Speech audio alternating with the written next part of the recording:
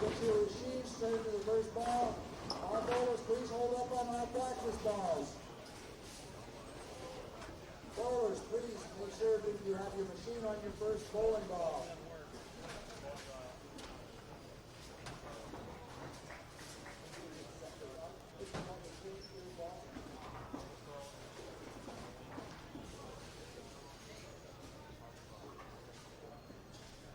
As a reminder, bowlers, you are responsible for writing your scores down at the conclusion of each game and turning in your recap sheet at the front counter upon completion today.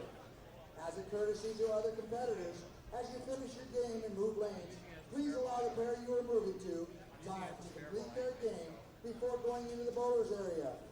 Attention, all spectators, please do not block the entrance to the bowlers area with bags or chairs, as our volunteers and staff need to move freely and quickly. Again, please no water down below. All water must be up on the tables. Remember, flash photography is not allowed during tournament competition. Now, let's give these athletes a great big round of applause as they begin round 2 of the current competition. Bowlers, when your arrows come up, you may begin your tournament play. Good luck.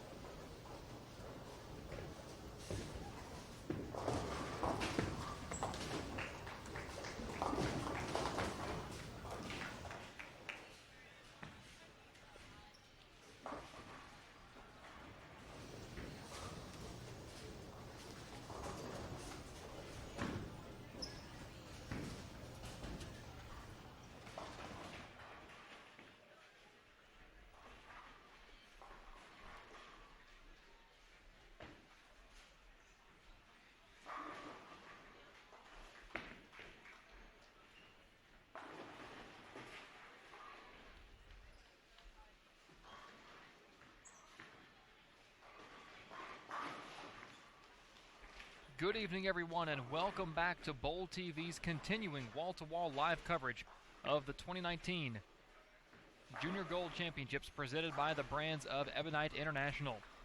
We are live here in Allen Park, Michigan at Thunder Bowl Lanes for the U20 Boys Night Squad, 8:30 p.m.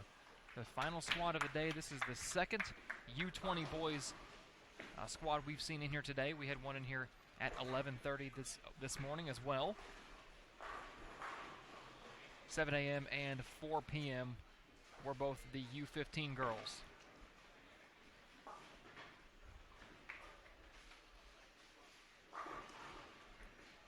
Channel number 1, right here where you're watching and listening, lanes 67 through 70.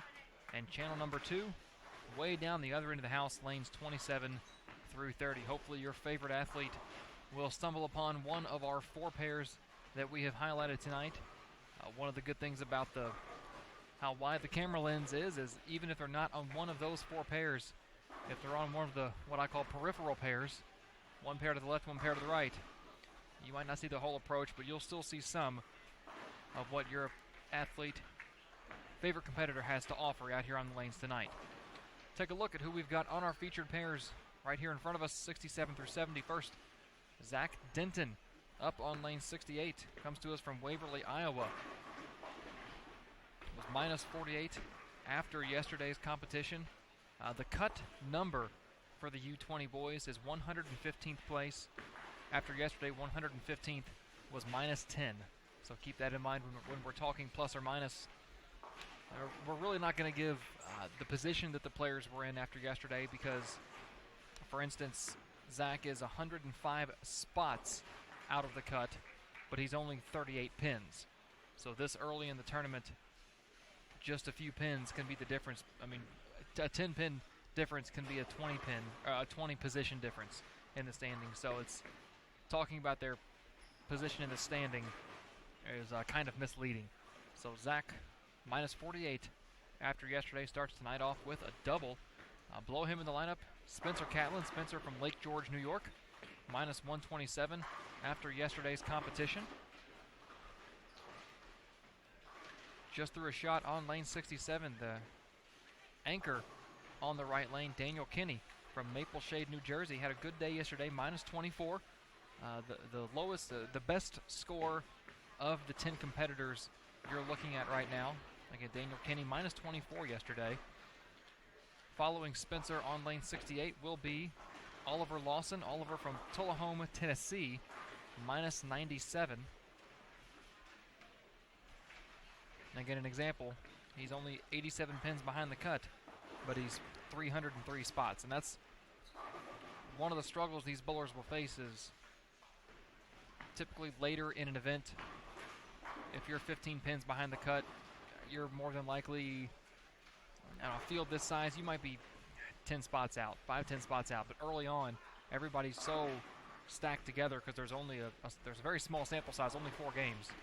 So you can't look at your position. You've only got to look at plus minus at this point of the tournament. Following Oliver on 68 will be our 5th and final competitor on that pair, Bryce Donner from Cedar Rapids, Iowa. Bryce had a pretty good day yesterday as well, minus 49. So just a couple marks outside of the cut. A lot of ground, a lot of time left to make up that smaller ground.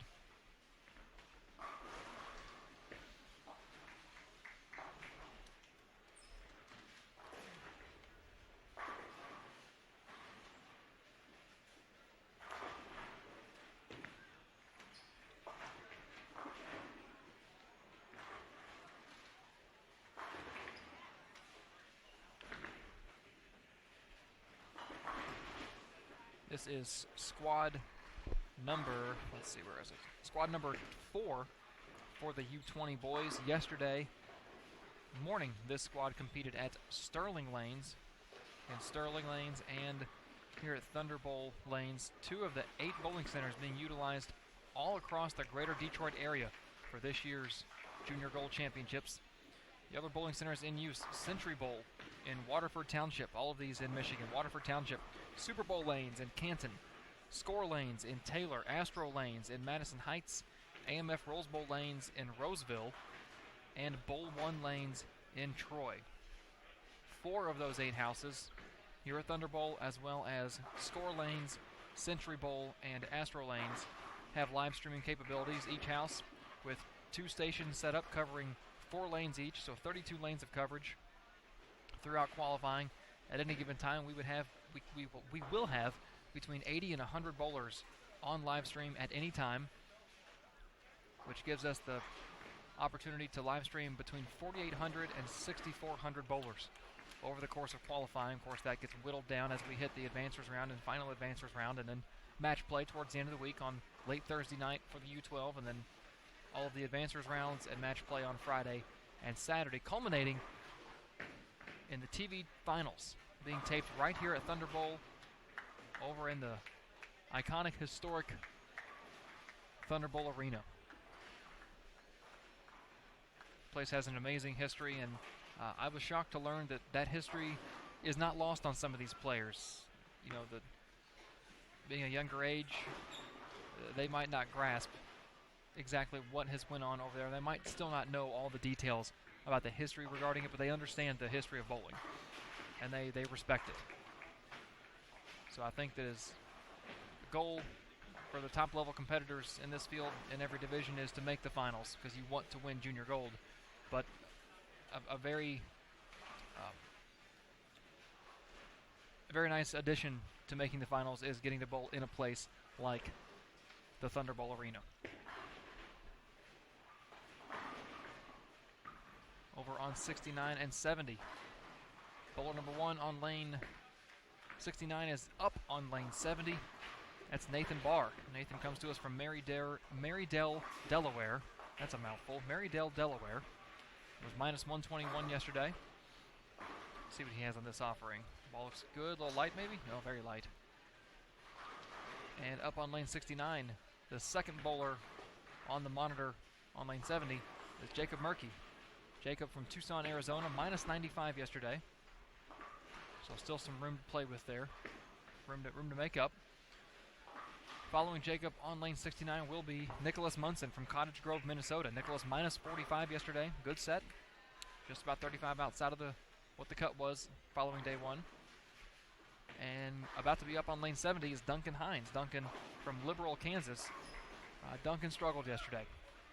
He's towards the bottom half of the field. Rough day.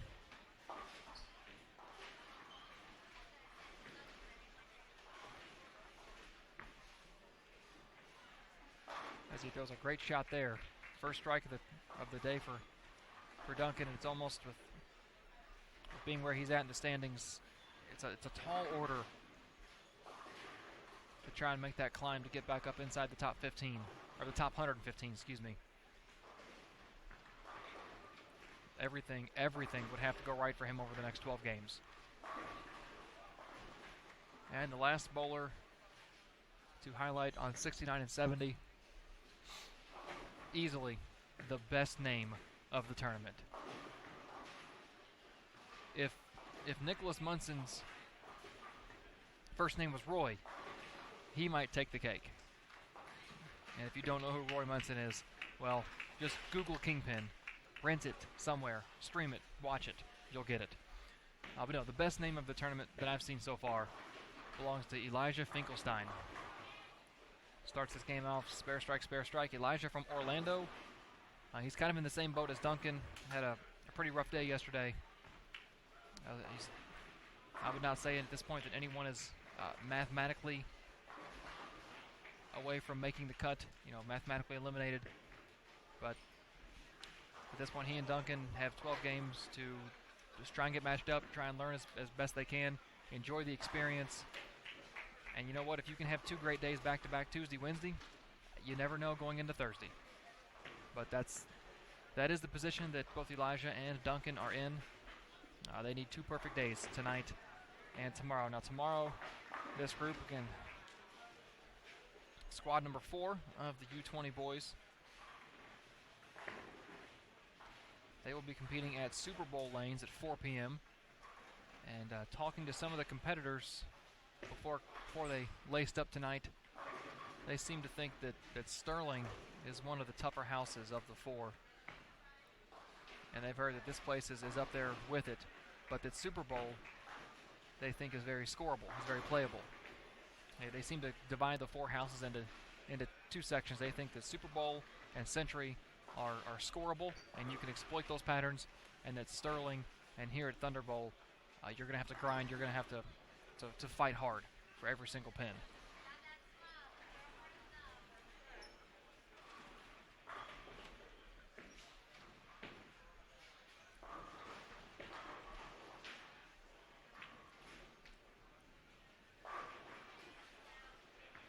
Over to our left, over on 65 and 66, Jacob Wilson Marshall Cross, Michael O'Malley, Jarrett West, and Nicholas Durham.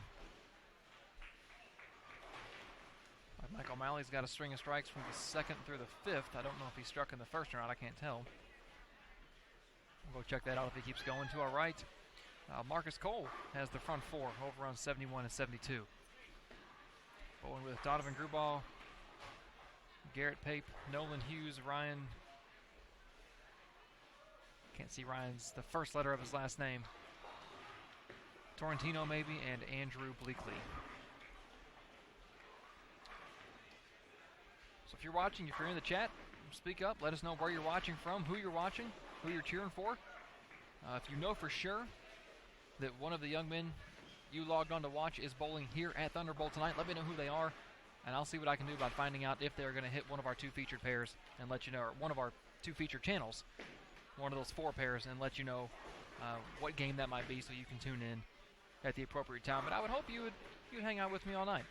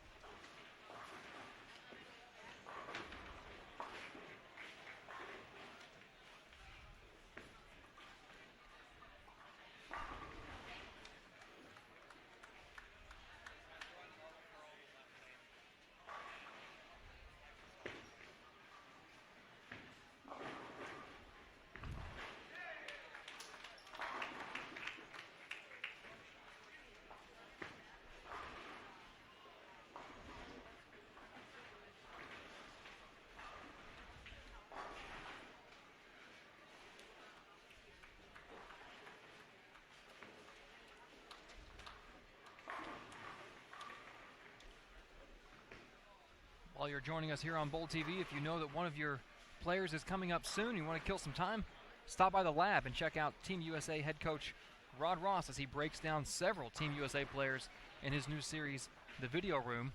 It's a great opportunity to learn about some of your favorite players and learn about maybe some players that you don't know. As Bryce Donner shoots the 2-4-5-10 and shot it the correct way. He hit the 2 on the left side, kicked the 2 and the 5 over at the 10 pin, but neither one of them connected.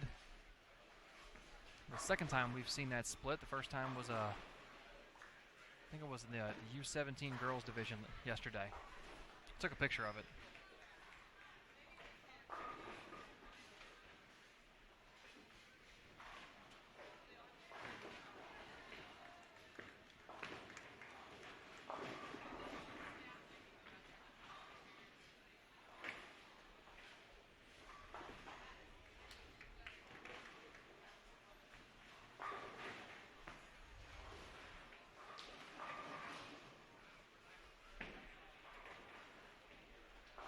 All right, Alex, shout out to St. Ambrose University. Alex Denton watching little brother Zach, who's over stepping up on lane 67 as we speak.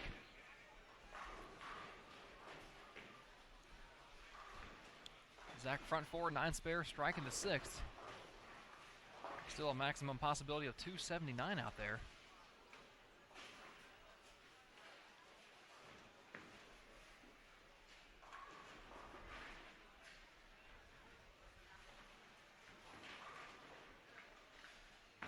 And to go along with those strikes and that awesome jersey, he's got a pretty good head of hair as well. Looks like he's throwing urethane. We haven't seen a lot of players have success throwing urethane so far out here. And that shot right there, I'm not just saying that because his brother's watching. But that was the best motion I've seen out of a urethane ball in the last just about 2 days.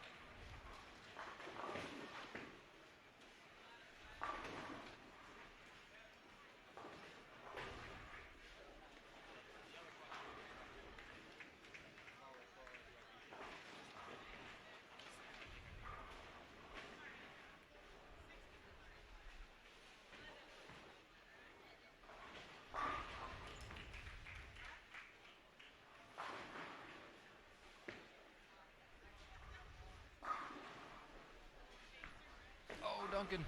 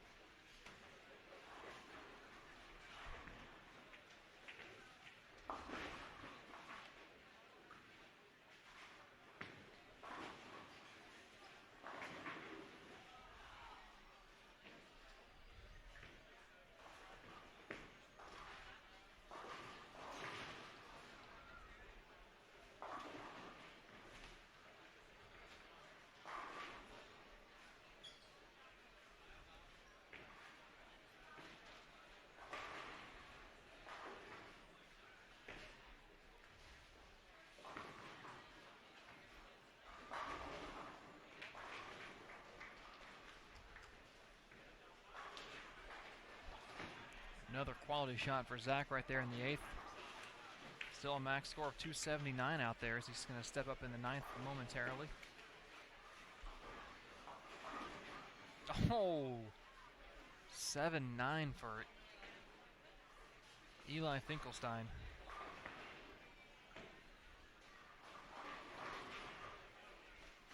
Ball just looks like it hit the pins. It just slowed down. It continued its momentum to the left. Just looks like it's slowed down. The pins fell very awkwardly. And he'll get one on the attack. Oh, I thought that ball would go over to the 7 pin. It did not.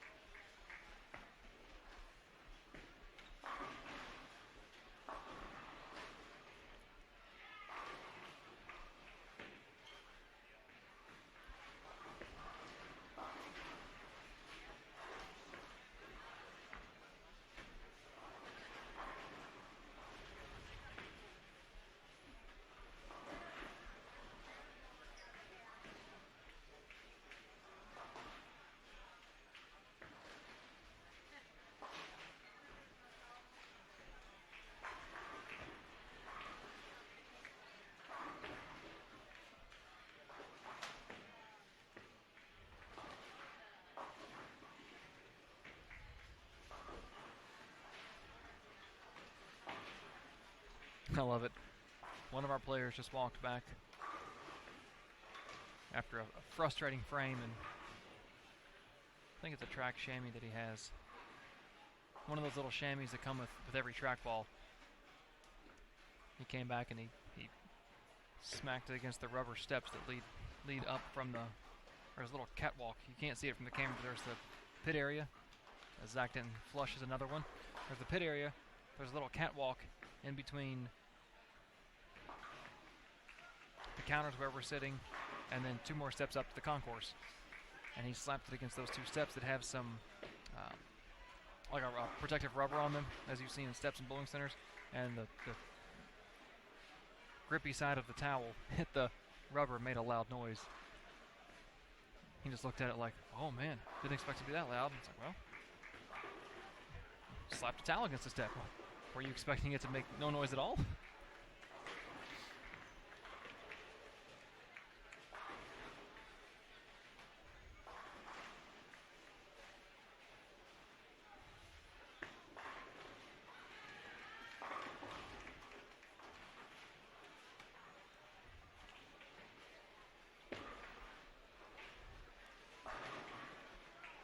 Lazy 9-pin. What are you doing to Bryce? Come on. That was a good shot.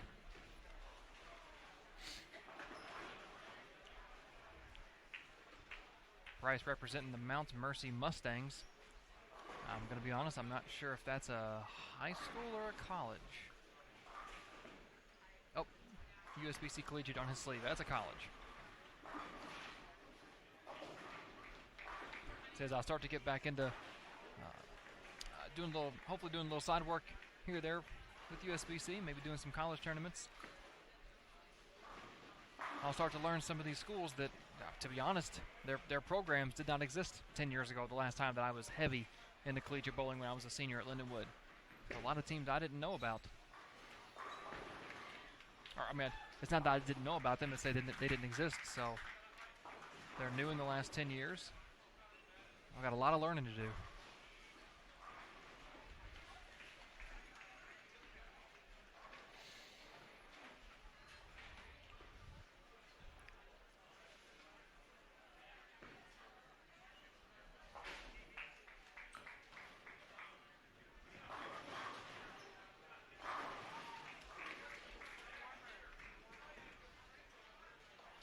Daniel Kinney steps up on lane 68, working on a three-bagger.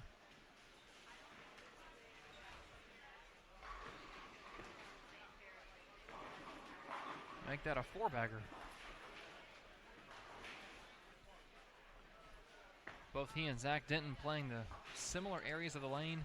I think Zach's a board or two further right on his intended target. Both throwing, I believe, similar equipment. I'd like to confirm that. Let's see. Okay, I know for sure that Zach is throwing a urethane ball. That's a pitch black he has in his hands.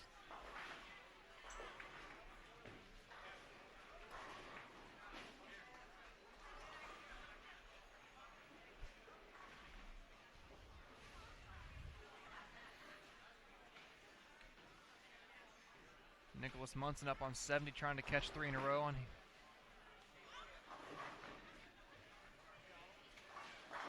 Good shot. Zach, shots on target. Oh, man. Let's see, what was Zach after yesterday? After yesterday, Zach Denton, he was minus 48. He was my example of talking about you don't worry about position, you just look at plus minus. He's going to be plus. He's already back to plus. He's in the 260s right now, no matter what he does here in the 11th. Short of dumping it in the gutter or two out or something. He's in the 260 range. One more, he can get in the 270s.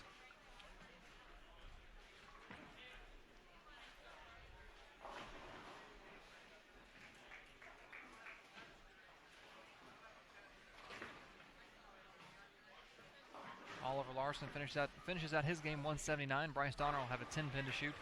Finish at 153. Elijah Finkelstein 181 with opens in the 8th and the 10th to finish the game. That game could have been about 40 pins better.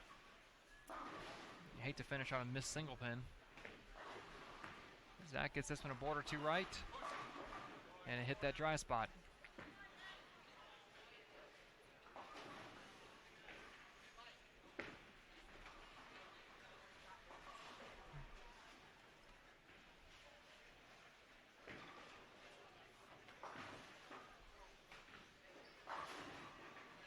Oh, Jacob Murky couldn't get the roller and couldn't get the leaner on that flat 10 in the 11th. It can convert the spare for a 182.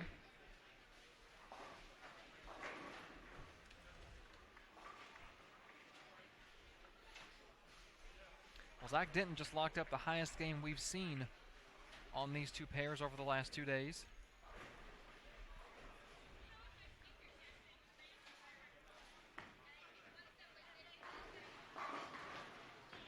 Very nice game by Zach Denton, 279.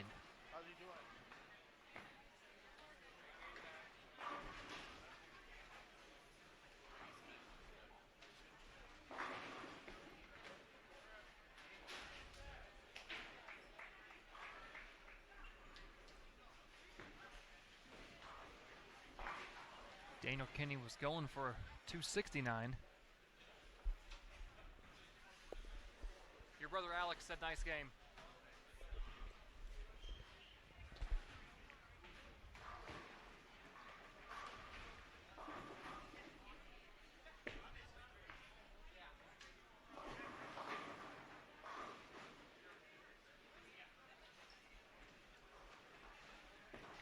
Well, oh no. Oh, Daniel Kinney. Daniels don't miss single pins, bro. Yeah, he's gonna, you gotta put that one in the rearview mirror real quick.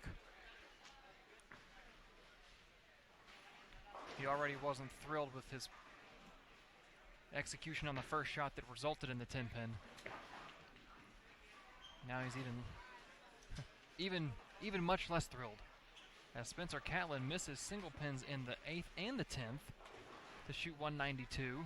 Daniel Kinney 236, Duncan Hines 168, Jacob Murphy 182, and Nicholas Munson facing a 2-8-10 in the 10th on a 3-bagger.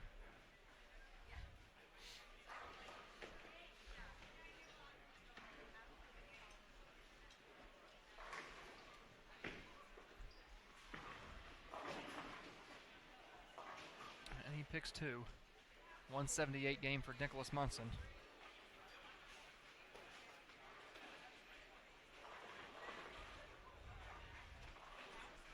Well, the fun on 67 and 68 is about to begin, because these players have, today, they've had a decent motion outside until the back ends carry down, which on this pattern hasn't taken long, so they haven't had a good motion for long. Well, not only are the bowlers who now hit 67 to 68 going to have to deal with the natural carry down of the pattern, but they've had 2 urethane balls going down the lane right on top of where they all want to play.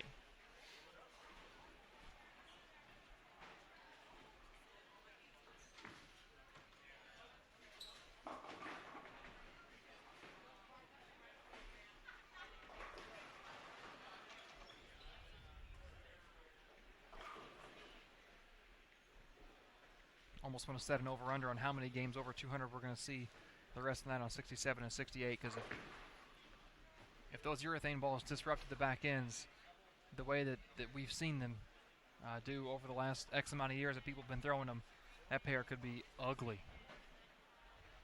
because resin balls need dry to hook. And if the back ends are mucked up more than normal, it's going to be a mess.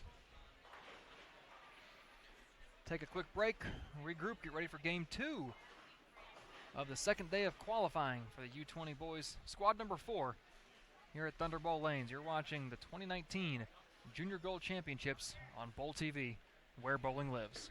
We'll be right back.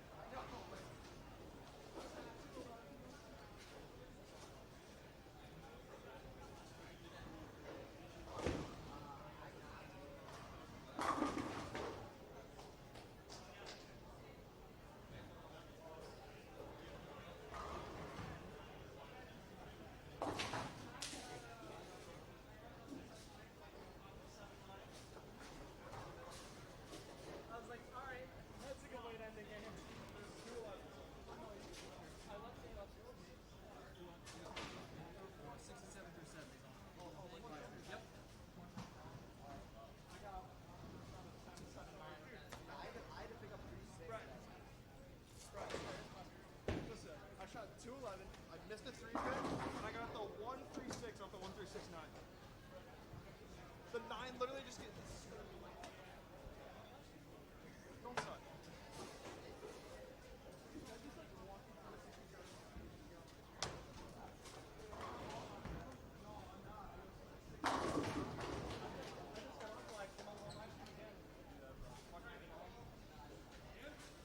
Yeah.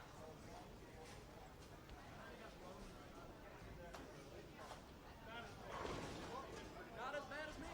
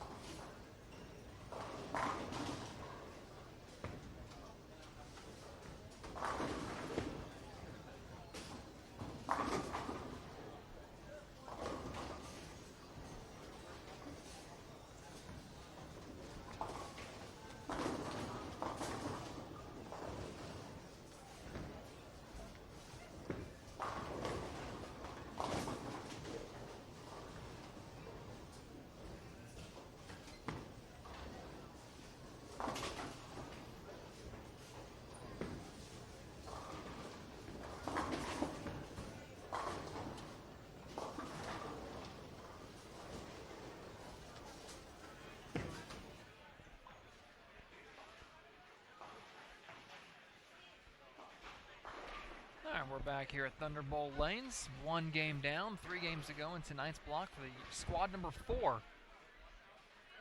U20 Boys, their second qualifying block of the tournament. Day 2.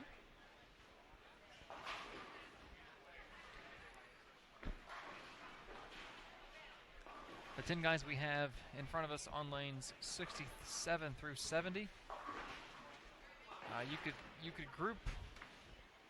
You could make like three groups of the 10 of them based on where they are in the standings after yesterday. We'll start over on the left pair. Stepping up on lane 68, Justin Brouch from Lincoln, Nebraska. Justin minus 89 yesterday. And he's right there with Damian Green, who's stepping up on lane 67. Damian comes to us from Jackson, Mississippi. He is also minus 89 coming into today. Following Justin on lane 68 will be Colin Walsh. Colin from Columbia, Missouri. Plus 3. After competition yesterday, after 4 games yesterday in the U20 Boys Division, we had 95 players who were even or better.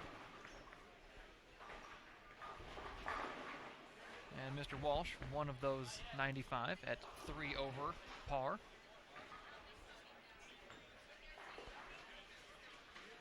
Up next, Dakota Solanka. Dakota, hailing from Indianapolis, he was plus 38 after 4 games yesterday.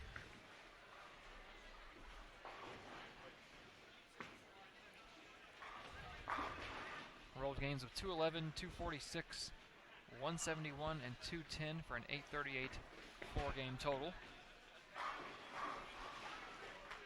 Demolishing the pins over on lane 67 is the guy that sits on top as far as this group is concerned and ahead of 793 other players. Caleb Baker from Alexandria, Minnesota. Yesterday at Sterling Lanes, Caleb rolled games of 201, 279, 227, and 195 for a 902 set, plus 102, sitting in 7th place. So for this game, strike, pocket 710, strike.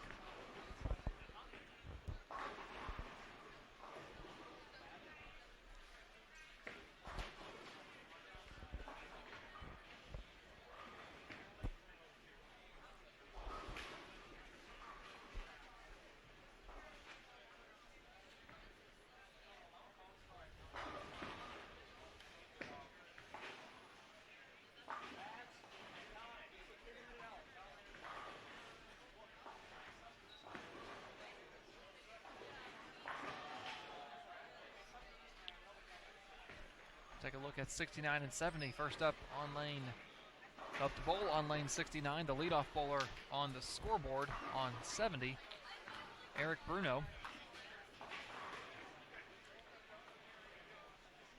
Eric is one of 3 bowlers on his lane, not just pair, but lane, between Eric Bruno, Kevin Conradi from Longview, Washington, and Ryan Carlisi, who is currently up on lane 70, Ryan from Trenton, New Jersey. You can throw a blanket over the top of them. Both Ryan and Kevin, minus 34, and Eric up on lane 69 was minus 41. And then we look at the scoreboard over on lane 69. Leadoff bowler Brendan Hole from Sauk City, Wisconsin, minus 83.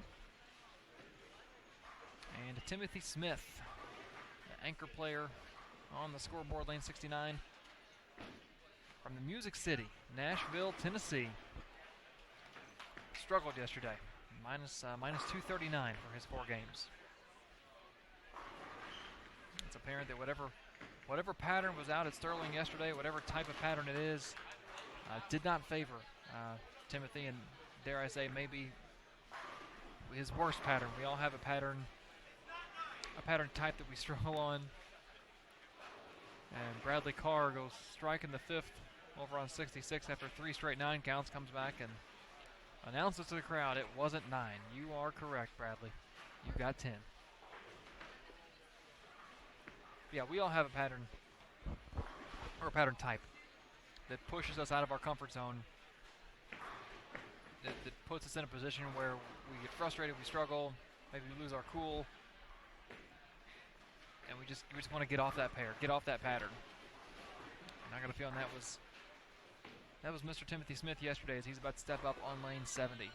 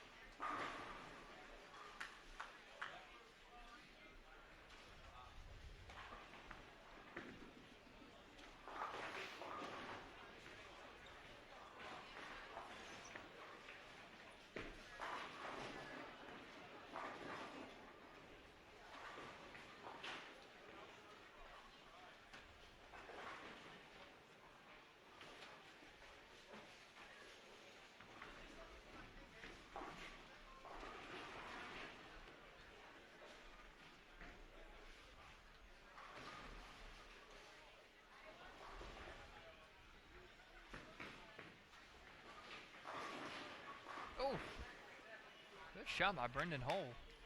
Flipping pins all over the place.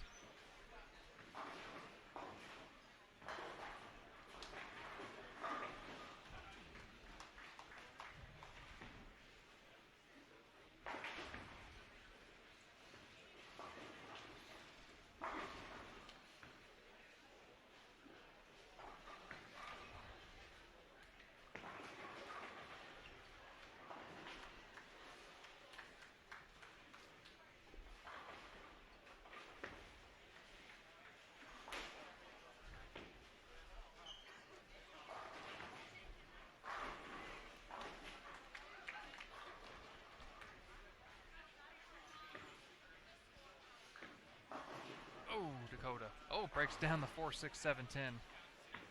Also known as the Big Four.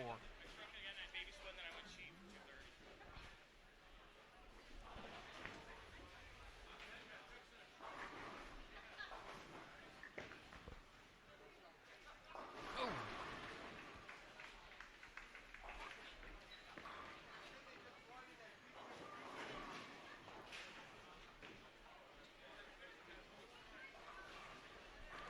Like Justin Brouch following the decision making of his predecessors on this pair, throwing what I believe is a purple hammer. The coloring and the ball motion look like it. Yeah, that's it. Green pin. That's a purple hammer.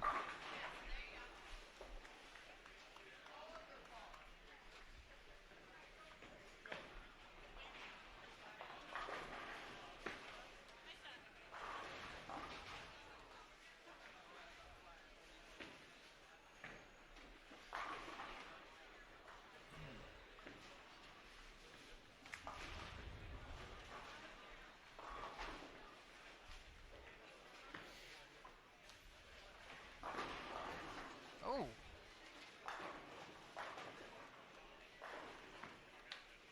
I guess I shouldn't be too surprised. That ball just didn't have enough grip on it. Wasn't going to turn the corner on those tight back ends.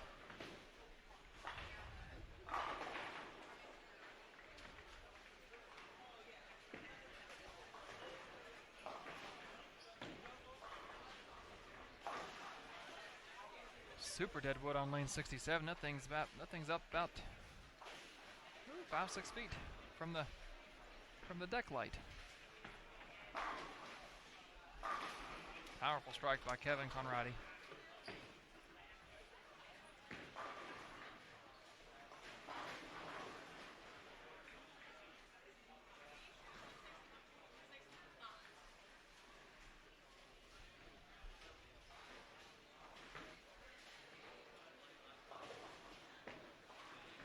Five count washout conversion. No, ball didn't slide enough.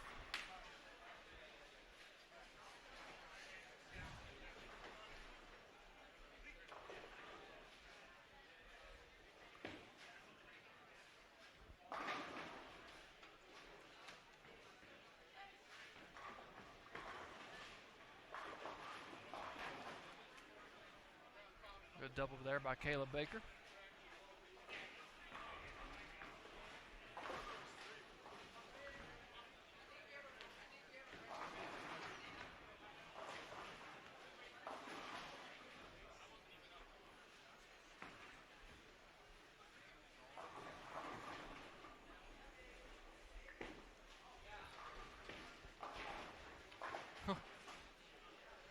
Timothy Smith off his hand.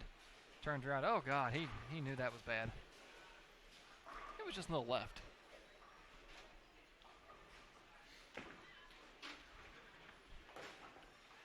Unfortunately, I'm looking at what he's throwing, and it doesn't matter the ball. I'm looking at the surface.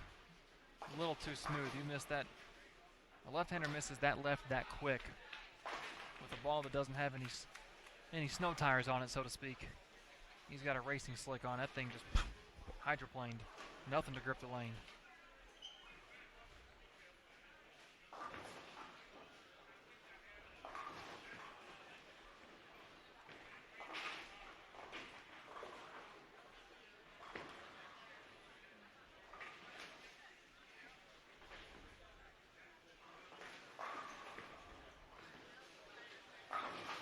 Whew. Get that half 10 out, Dakota.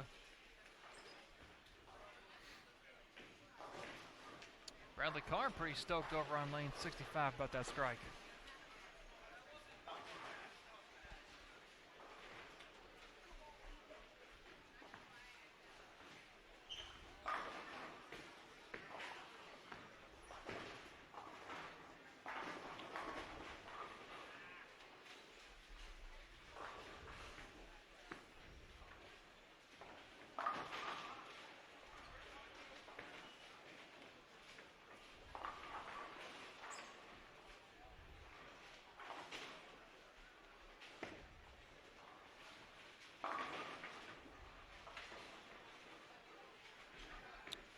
Kyle Lewis, let me find out. Let me go get a lane assignment sheet and do some lane math and see if I can figure out if he's going to hit one of our two feature channels. Hang on one second, Aaron.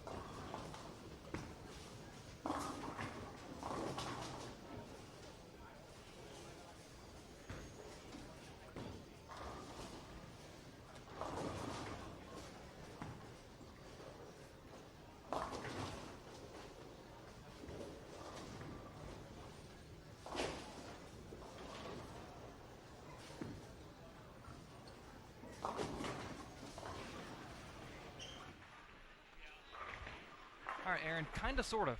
Kyle's on 33. His next game will be 23. Then he'll make the big jump down here to the high end, and he'll land on lanes 65 and 66, which is just one pair to the left of our 4 lanes here.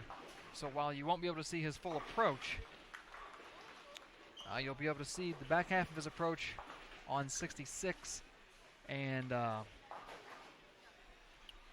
his ball going down the lane on 65, but with the way the camera's positioned, you won't be able to tell it's him.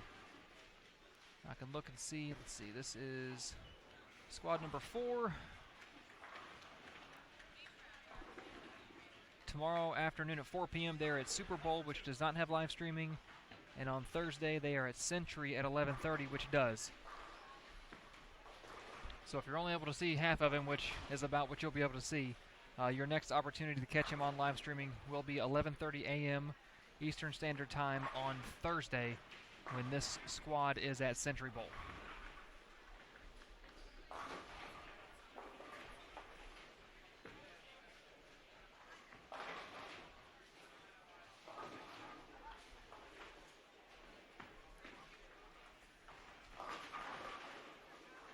Ooh, that was almost a really bad, brutal break for Kevin Conrad. He had the 2-4-5-8 standing, and then the 2 started falling, and darn near left him the 4-5-8. Luckily, the 2 hit the 5.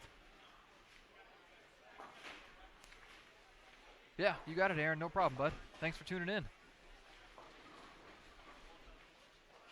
Take a look around us. Most pairs... Actually, most pairs are kind of in the 6th and 7th frames. Knock on wood on this counter here, our live stream pairs are actually ahead of the people around us right now. If you've been following along so far this tournament, that hasn't been a trend. Good shot by Caleb, making up for that 8-1. I'm guessing he chopped something.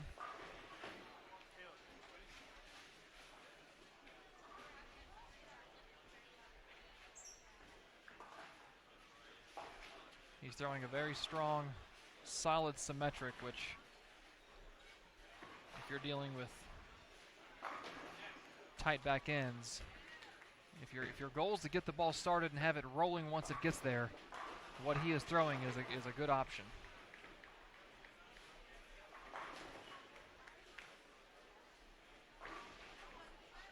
You don't want something in your hand that's going to labor down the lane and wait till it gets to the back end to make a move. Quality shot by Colin Walsh. Splits the 8-9. Good shot, kid. You don't want something that's going to just lope down the lane, wait till it gets to the back end to hook, and then it goes, oh, the back ends aren't dry. In fact, they're really slick. Okay, I'm going to go straight.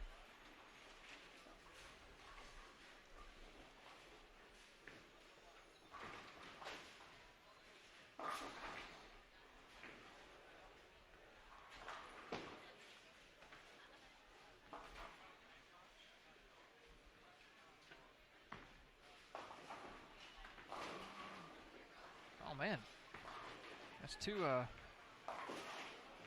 4-8s in the last 3 shots over on 69.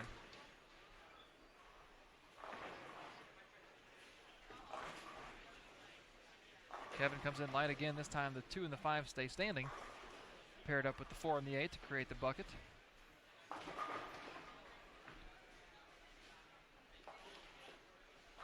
Actually, I call that the full bucket.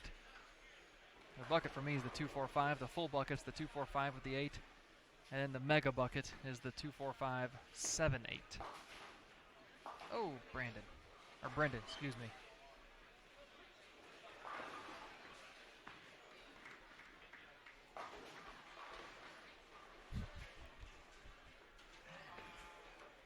He just comes back and waves at the camera.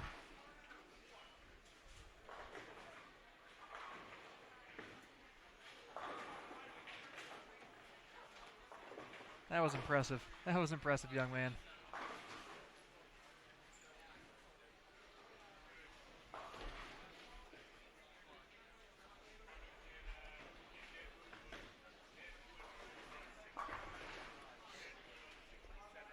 A lot of bowlers could learn from what Dakota Solanka is doing right here. I don't know.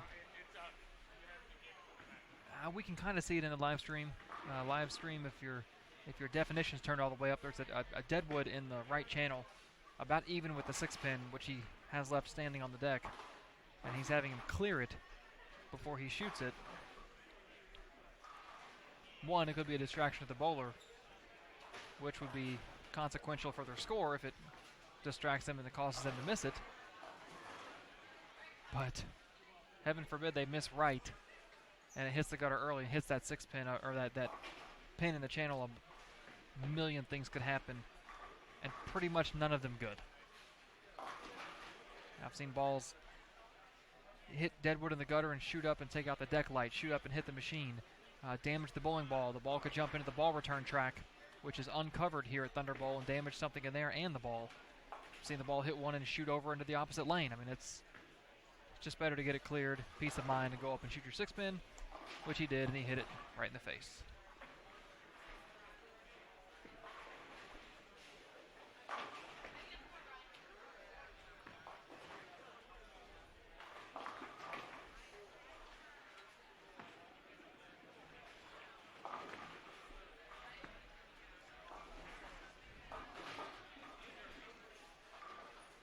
And our bowlers on 69 and 70, hitting the final frame now.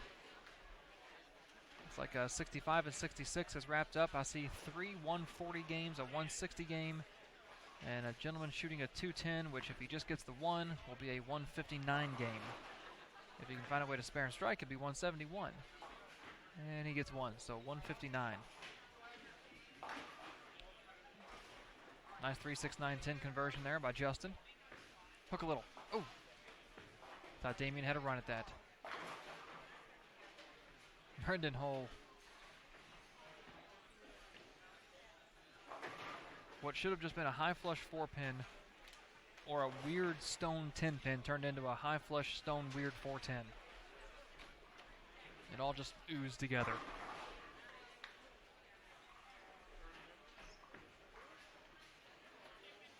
Ooh. Big shot for Caleb here. This will set up his 10th frame. Good shot.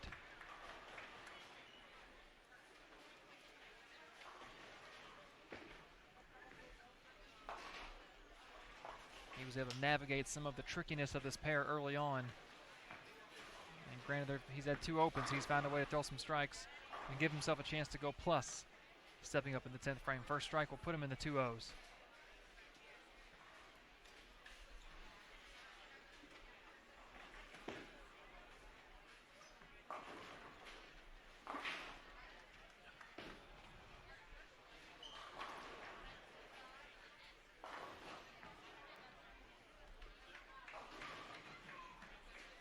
Eric Bruno, 189 game. Brendan Hull, 185 after that terrible break on the 410 in the 10th frame.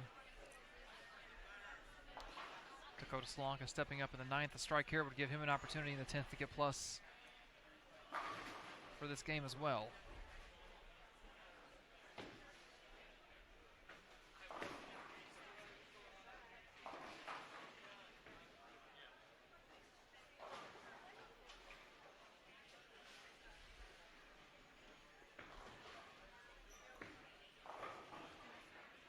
It looked a little fast off his hand.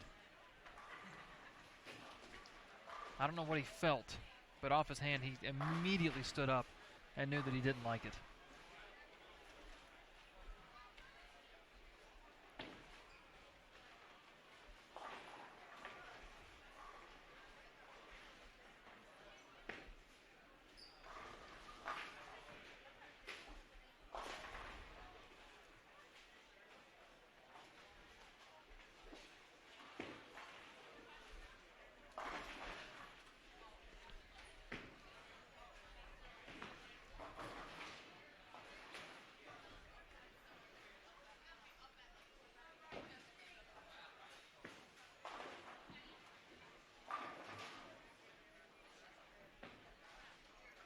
That shot by Justin was on track, but the rev rate off his hand was down. He didn't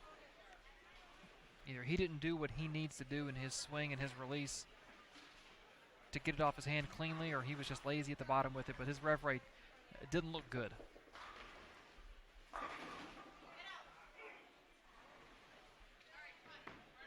Ryan Carlisi wanted to get that one to get a chance to double to get into the 2 teens. And that, ladies and gentlemen, is what we call a very powerful flat 10.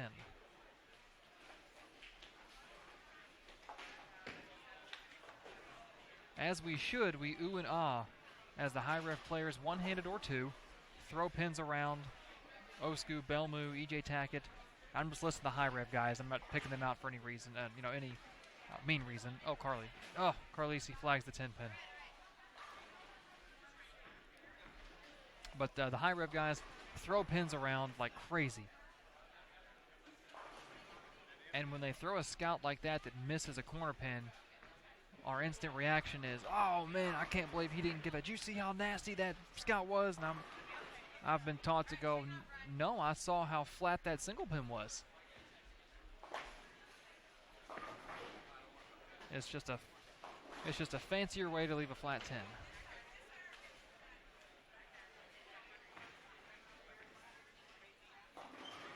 And experienced players know this, but younger players just, and I'm not saying all younger players, but it would make sense that younger players just wouldn't grasp that. They see the pins flying and go, oh, that was a terrible break. Well, no, that was a flat 10 and you need to make a move or hand position change or ball change or whatever you do to tweak that flat corner pin off the pin deck. Damian Green 130, Justin Brouch 176. Timothy Smith 156.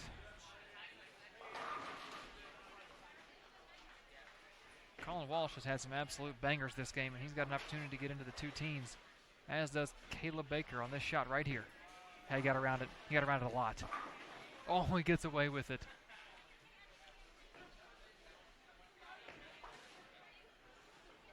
I think he let go of that ball about right here.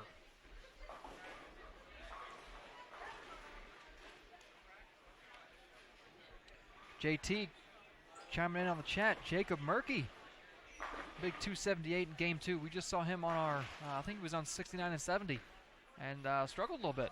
So glad to see he went down there and shot a big number. I'd be interested to find out, maybe talk to some of the locals, people, competitive players in the area. He got around that one as well, but he got it further right. That was a better shot as far as the accuracy goes. But I'll be interested to talk to some of the locals and find out how the ends of this house play different. Because I have yet to spend considerable amount of time in a bowling center and not find that the two ends of the house play different. They just do, whether it's the install, whether it's the foundation of the building, the airflow, where the doors in the building are situated. Just crazy, crazy reasons. Good game right there by Caleb Baker. Terrible start, great finish. Not sure what he chopped in the 7th. I'll probably look back at that, but good 213. Colin Walsh, great game, 214. Now Dakota Solanka, despite the split in the 9th, he can still get to the 190s, still have a decent game here.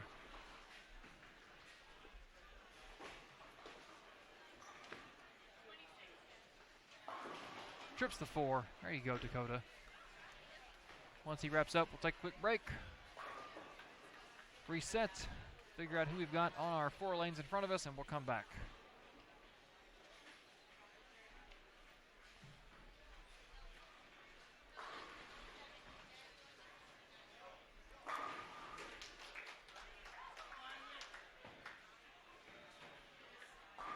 Next door, Isaac Erickson just doubled the 10th. Bill Ball will put him in the 230s. Solid game over there, Isaac.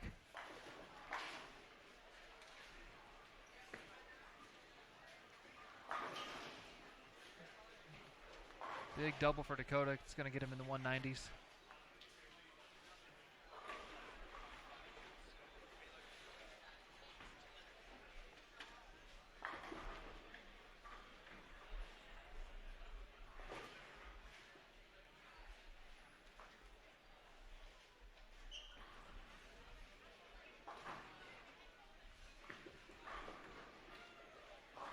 Oh, baby.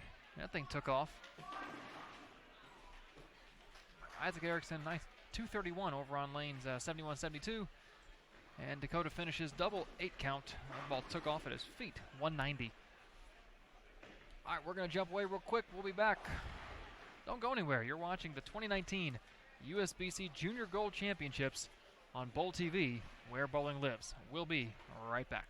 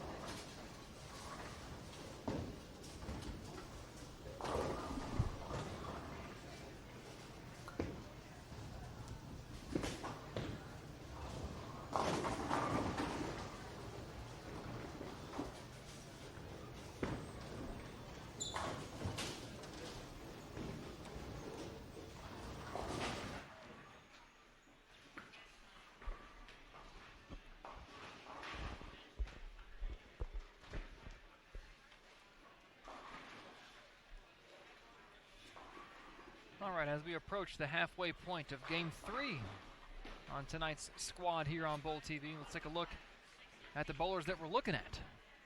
Up on lane 67, Shane Forktus out of Irmo, South Carolina. Minus 51 coming into today. Really a lot of the players down on the lanes right now on our two pair we're all in the minus double-digit area. You know, nothing plus, but nothing that was so outrageously bad that they can't overcome it in a day or two.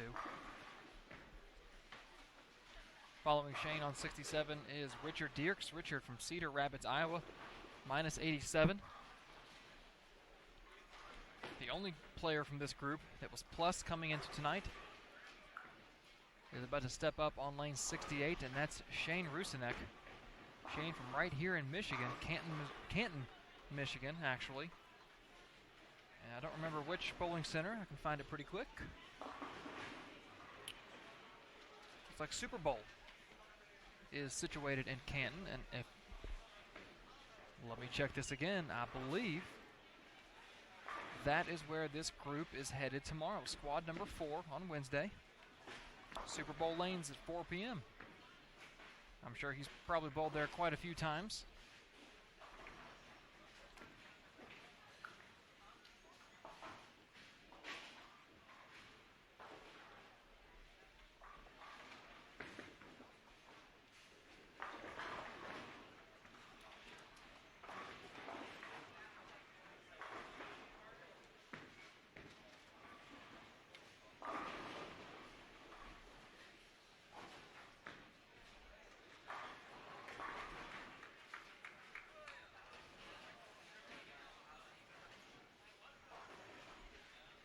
Yes, Kyle Lewis is stepping up on 66 as we speak.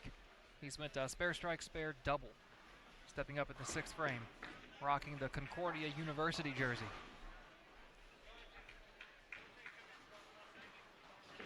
He's playing deep too. Oh no. I'm sorry you had to see that, Alex.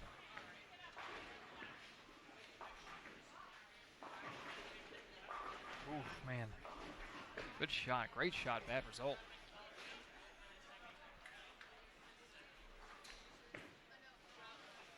Noah Wangen just cleaned up that 3-6 on lane 68. Noah coming to us from Winona, Minnesota, minus 93. And the final player on that pair, Daniel Link, is about to step up on lane 67. Link from East Brunswick, New Jersey, minus 56. Take a look over at 69 and 70. Stepping up on lane 70, shooting the 3-6-7, or excuse me, yeah, 3-6-7. Jared Alsop. Jared from Crawfordville, Florida. Had a rough day yesterday, minus 165. So he's got a hole to dig out of, as does Alexander Lewis, who is the 3rd and final bowler on lane 70. We'll announce him when he's up. Two-hander on 69, Christian McConaughey. From Hillsboro, Ohio, minus 44. Chase Fleming up on lane 70. Chase from Mount Morris, Michigan, minus 49.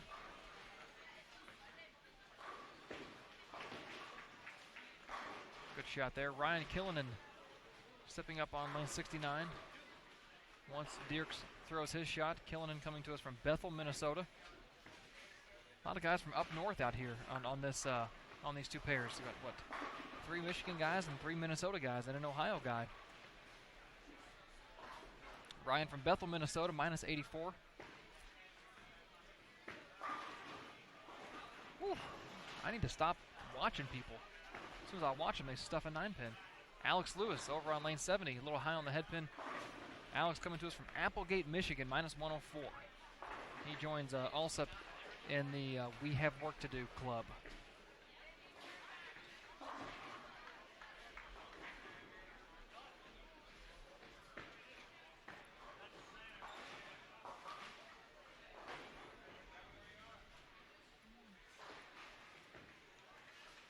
Fleming 3 strikes in a row over on lane 70.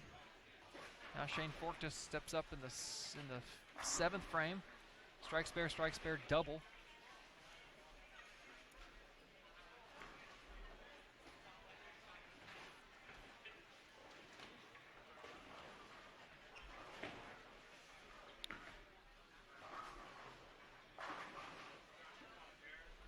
Alex, for your viewing pleasure, Kyle's about to step up on lane 65.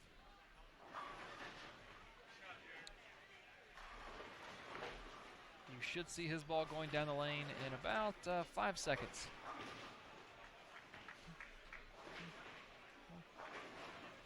Right there. He posted it. I think he liked it, and he should have. Good shot.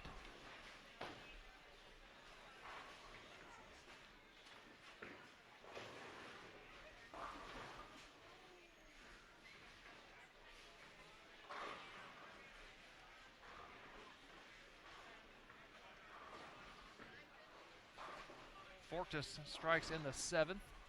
Puts together a 3-bagger. Fleming about to step up on lane 69. Try and continue his string onto a 4-bagger.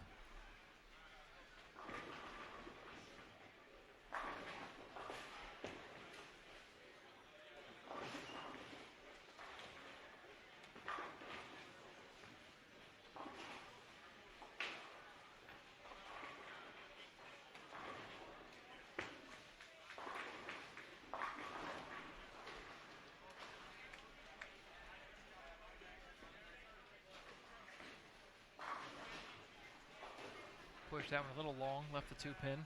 Great shot by Link over on 67, stones an 8-pin.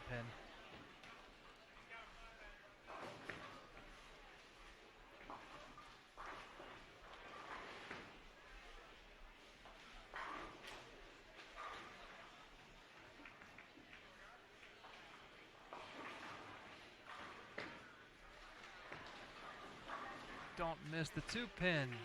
Chase.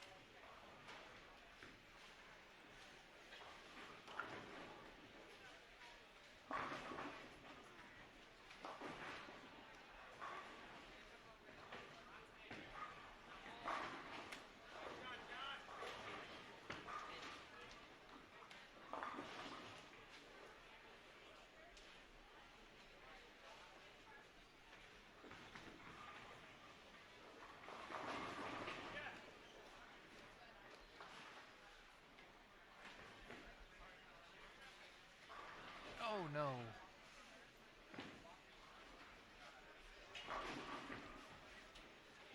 Kyle Lewis flagging a 4-pin over on 66.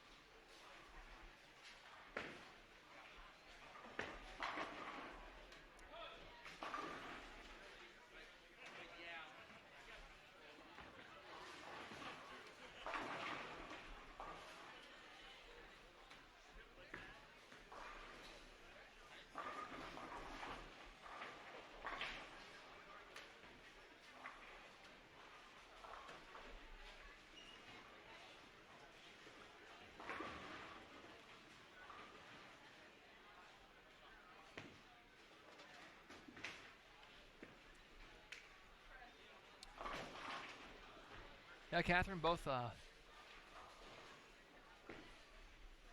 Jared and I guess Richard possibly goes by Alex, maybe.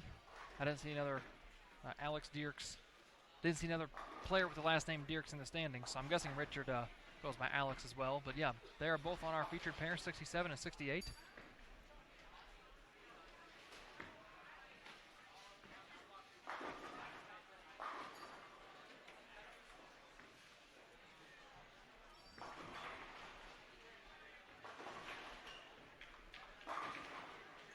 Jared will be up on lane, 69, once Alexander Lewis shoots this 5-pin. And you'll have Richard Alex Dierks up on lane 68 once Shane Fortas covers this 10 pin to shoot 204.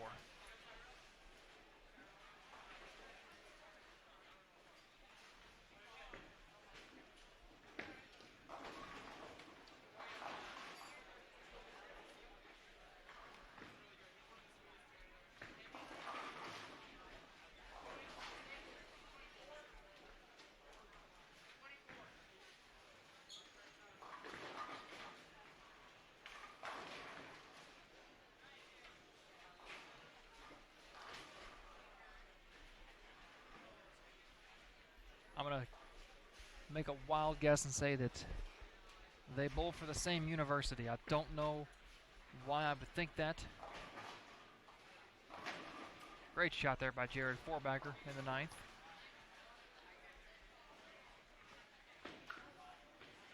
Dirks needs some help down lane. Ooh, he got it.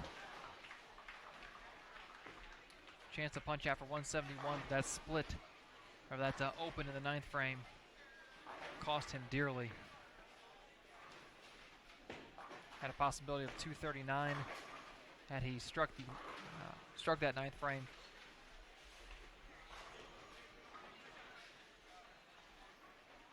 Daniel Link finishes out 161.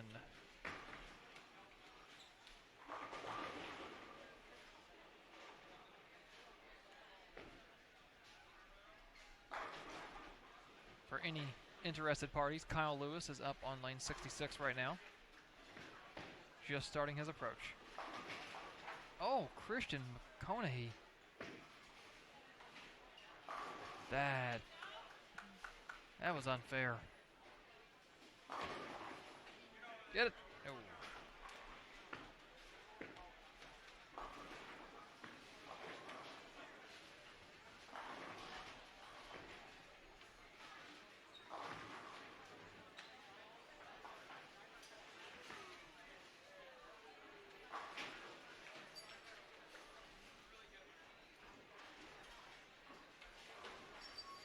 Shane Rusnak, 179.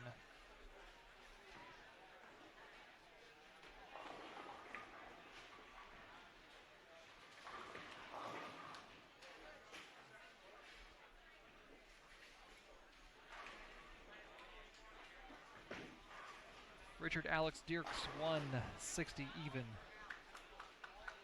Noah Wangan with a chance to get to 167 if he can catch a double in the 10th.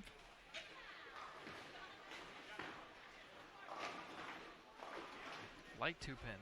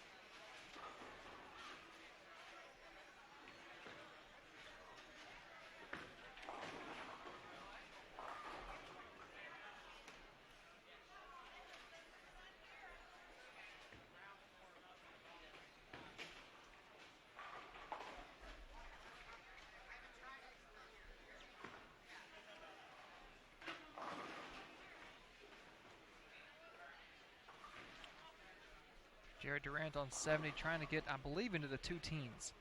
I think is where he's stringing for. I think he's already in the 2 O's. I'm thinking 203. I think he had 64 when he started stringing. Yes, 203. Way to fight back there, Jared Durant. Jared Alsop, open in the 10th on the strike. That'll give him 148. Noah Wangan finishes out 157. To our right, Joshua Zilk had a chance to punch for 266, came in light and left a 248, and then flagged the whole thing and turns a possible 266 into 227.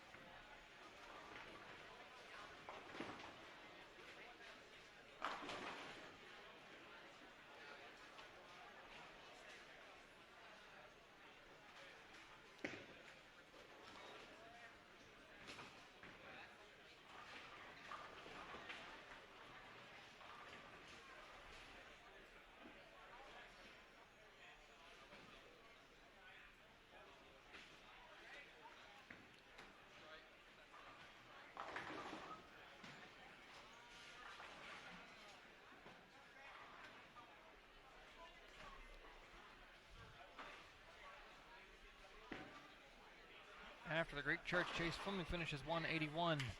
Alex Lewis 171, missing a single pin in the 10th. And now Ryan Killinan trying to catch a double and get up into 198 third game, excuse me. Once he wraps up the 10th, you know the drill. We'll step away for a second, reset, come back, take a look at who we're going to finish up the night and the day with as we close out day 2 of qualifying here at the 2019 USBC Junior Gold Championships right here on Bowl TV.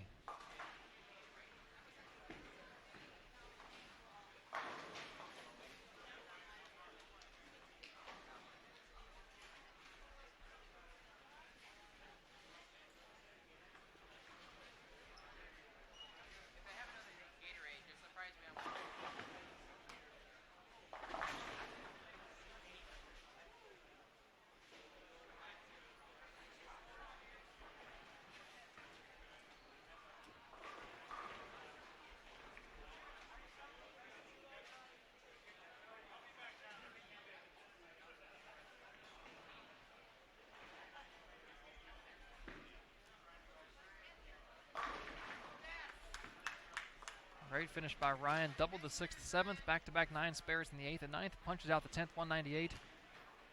Can't tell how he started the game, but to finish it like that, the start must not have been too great. Good finish, though. Way to save the game. All right, we'll be back right here on Bowl TV, where bowling lives. Stay tuned.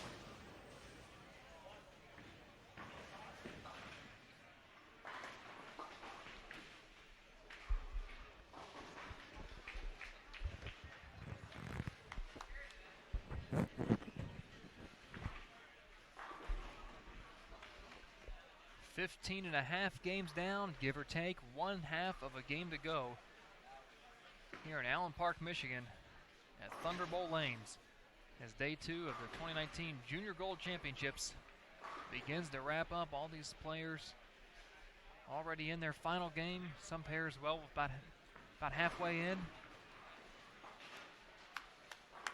We've got 11 players in front of you we want to highlight. First, we'll take a look at the gentleman on lane 68 who just stuffed a 4-9, Paul Sachs. Paul comes to us from Vandalia, Ohio. He was just inside the cut after yesterday, -7. Cut, remember, was -10, the top 115 after 16 games will advance. After 4 games, he was -7. Attempting to convert a 4-8 spare that's a little bit spread apart. Nice conversion on 67, Andrea Tacorda. Andrea comes to us from Roseville, California, who's -114. Up to bat on lane 67, Joey Ocello, who's just coming off a nice 259 game on the other end of the house. That reminds me, Ian Erickson shot 231 on 71 and 72 2 games ago. Last game he shot 259. So he's plus at least 90 for those 2 games. I don't know what game 1 is, and he's just now starting game 4. Joey Ocello, -33 from Neptune, New Jersey.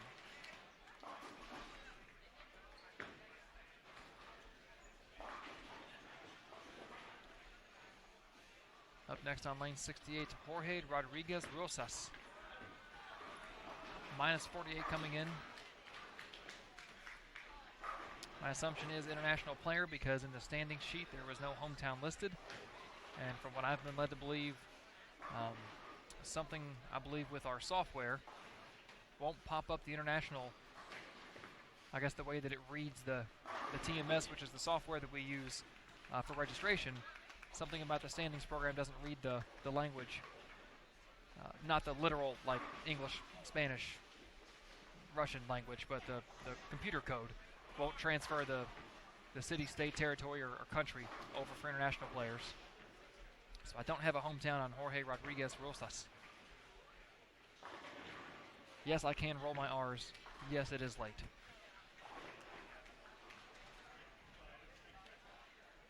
Those are our 5 players on 67 and 68.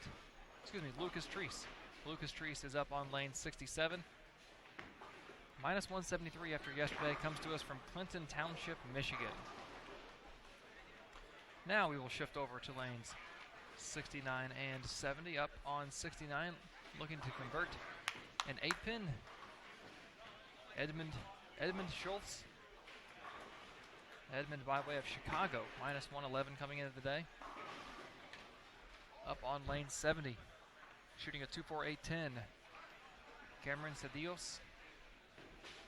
Cameron from Colorado Springs, Colorado. Had a rough go of it yesterday, minus 200.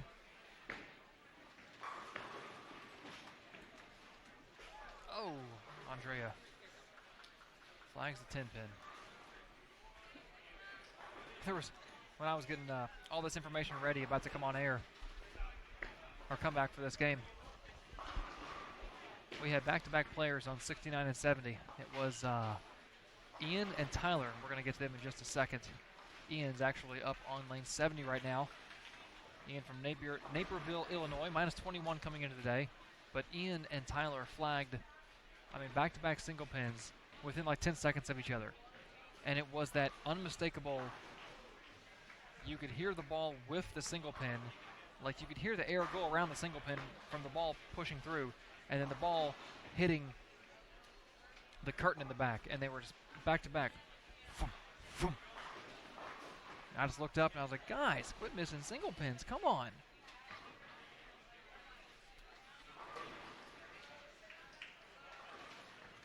On lane 69, Ryan Mitskovich from Du Bois, Pennsylvania, minus 95 coming into the day.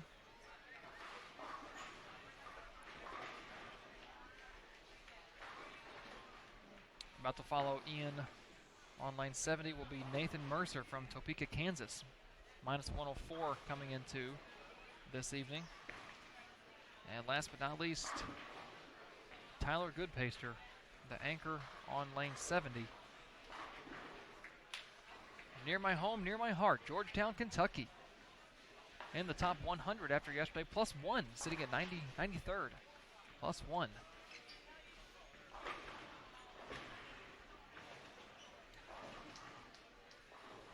Rodriguez Rosas on the front 5, stepping up on lane 67.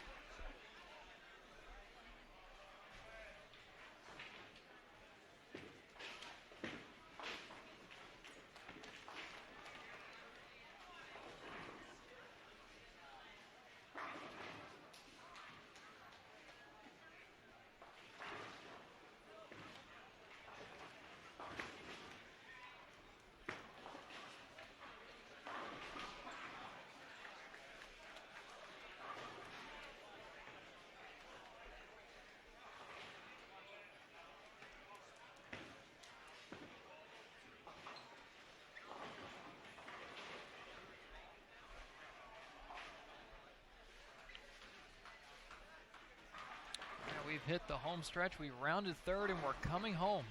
Here, day 2 of the 2019 Junior Gold Championships presented by the Brands of Ebonite International. Thunderbolt lanes will be home to action all week long. As 4 days of qualifying in each division, 16 games for every competitor, followed by advancers rounds and final advancers rounds for 3 of the 4 divisions, or 3 of the 4, I guess I should say, age groups. The U12 divisions only have a final advancers round. All of that culminating in our Stepladder TV finals right next door at the Thunderbolt Arena on Saturday. Friday morning will be the taping for the U12. Say Friday morning is the match play, and then the taping for the U12 finals. And then all day Saturday, 2 o'clock, 5 o'clock, and 8 o'clock are the taping times for each of the U15, U17, and U20 age divisions. 67 and 68. Enter the 10th frame, Paul Sachs 193. Joey Ocello coming off the 259 game in game 3 on the other end of the house. Hits this pair. Doesn't seem to quite find it to his liking. He needs a double in the 10th to get into the 2-0 range.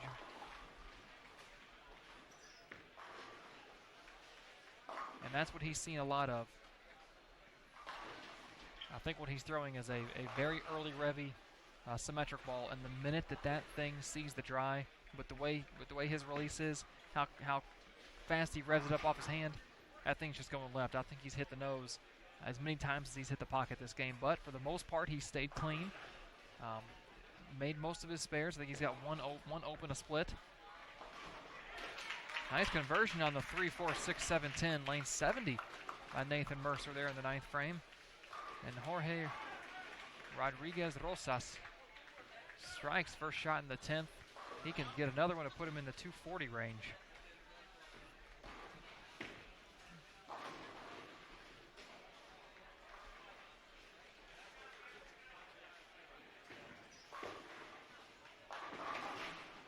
Spare conversion by Ocello. Edmund Schultz tickles him down for a 5-bagger.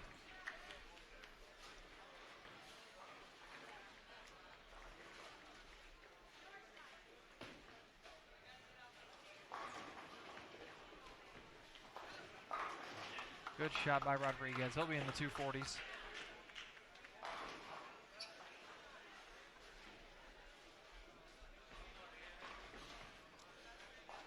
Playing an area of the lane that we haven't seen many people have success in. And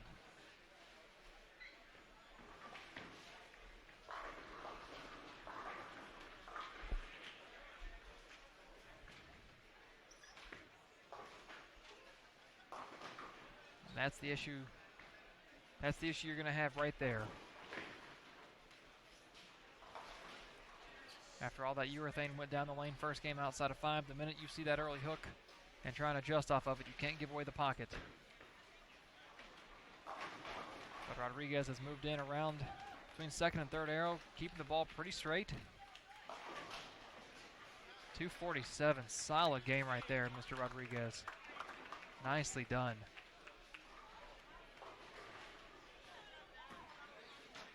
Both Lucas Treese and Andre Tacorda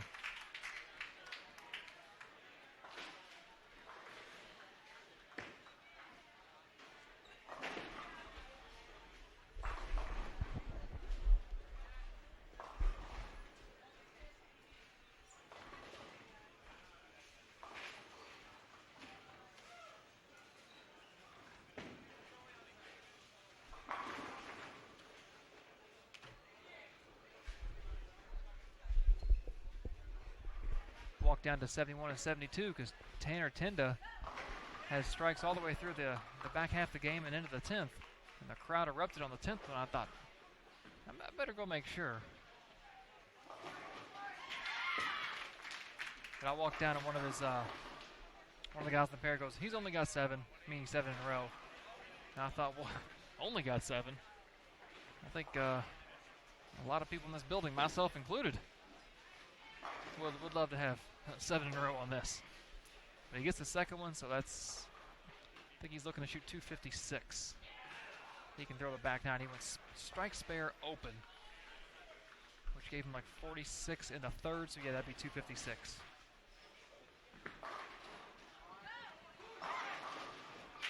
Good shot. 256, final game for Tanner Tenda, over on 71 and 72.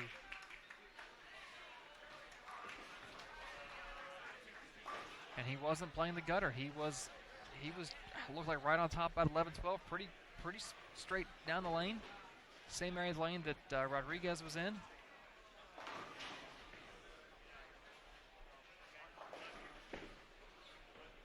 Which is where I've said since yesterday I thought the optimum place to play on this lane was, but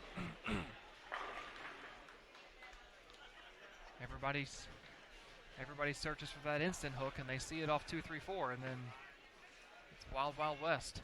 Ooh! Don't miss the 5-pin, even in the field ball. Even if it's just one pin, don't miss a 5-pin. Lucas Tree struck out for 201. Andre Tecorda 193. Rodriguez 247. Paul Sachs 193, and Joey Osell 186. And now 69 and 70 have dipped into the 10th frames. Ryan Mitskovich already finished out a 166 game. And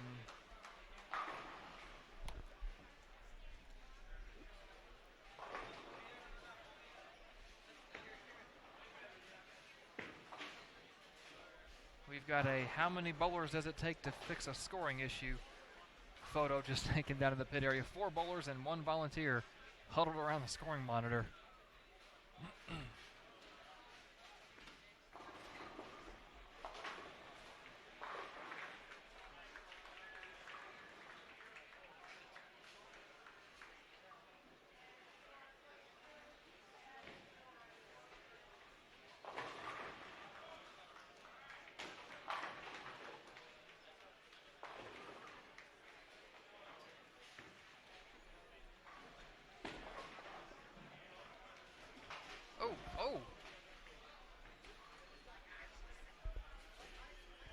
Cameron Cedillos misses the 10 pin to the right in the gutter, and the ball decided it wanted to take another shot at the 10, bounces out of the back and knocks it over. But unfortunately, USBC rules say you can't do that, bowling ball. That's against the rules.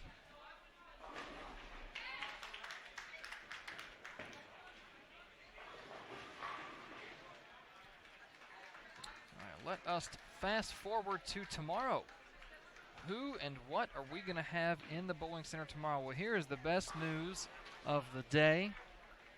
Everybody that works this tournament in this bowling center is thrilled to hear what I'm about to say. When you look at the schedule for tomorrow, Thunder Bowl Lanes has a dark squad. Every, 4 of the bowling centers, 4 of the 8 have dark squads.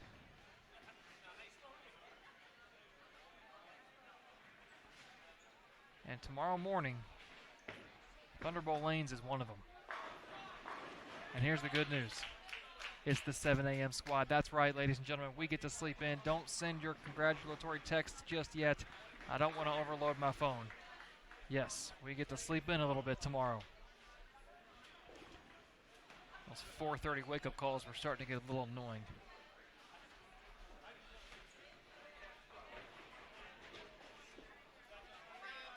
Yeah, Century Lanes was dark on Monday at 4 p.m.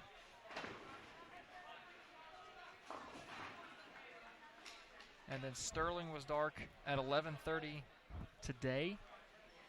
We will be dark at 7 a.m. tomorrow. And I bet that leaves Astro, if it follows the trend. No. See, I was saying that was 2 of our live stream houses. That's right. Sterling was not live streaming. So let's see, 8:30 Thursday night. Who's dark? Bowl 1. No, that's not right.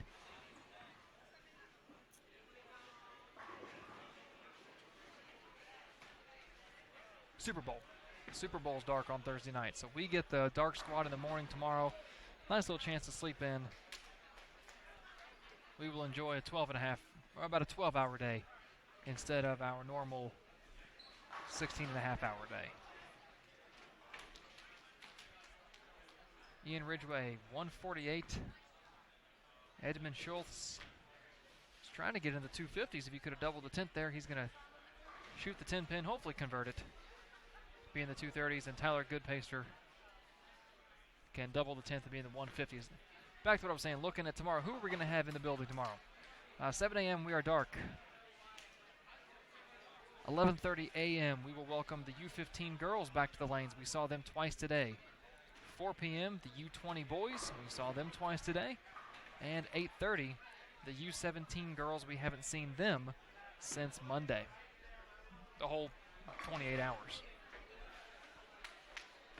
Again, tomorrow, U17 girls, U20 boys, and, U15 girls at 11:30, U20 boys at 4 o'clock, and then the U17 girls at 8:30.